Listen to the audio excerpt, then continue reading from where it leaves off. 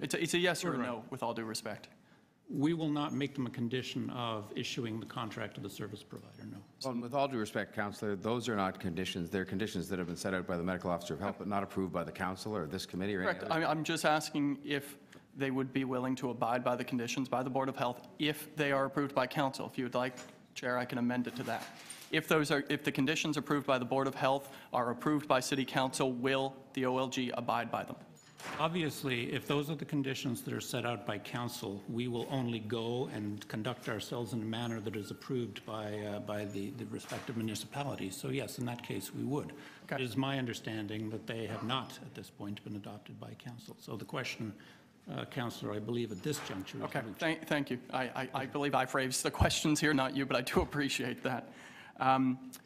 The OLG data on problem gambling at Woodbine that was requested by council to be provided to CAMH. Did you not receive that request? Is that what you told Councillor Layton? OLG does not track data on problem gambling. OLG cannot diagnose a gambling problem, and we don't have data that says who the problem gamblers are. But what I can tell you is we have launched a new technology supported at Georgian Downs that has voluntary time limits and money limits that are going to change the gambling experience in the slot machine. A subsequent phase of that initiative is going to have data analytics that include risk analysis. We'll not be diagnosing a gambling problem, but we'll see low, medium, high risk, and we'll be able to inform players and interact with them on that basis. We've already launched this kind of a platform on our Play OLG internet site. Thank you. So I heard in a previous question you mentioned that a full-time work week is 40 hours, not 24 as in the staff report. Can you confirm that only 40% of current employees at Woodbine are full-time?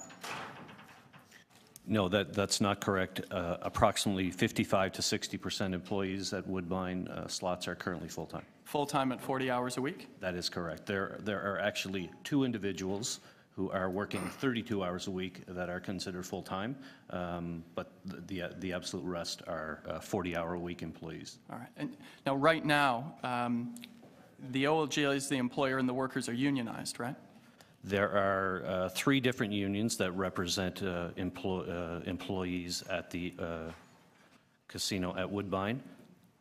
Will the new service provider provide unionized jobs with benefits and a pension?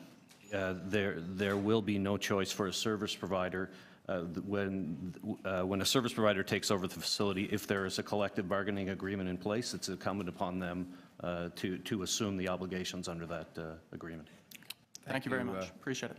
Councillor Cressy, and that exhausts the list. Oh, I'm sorry, Councillor Grisanti. Thank you, Mr. Chair. You currently operate 24 hours, correct?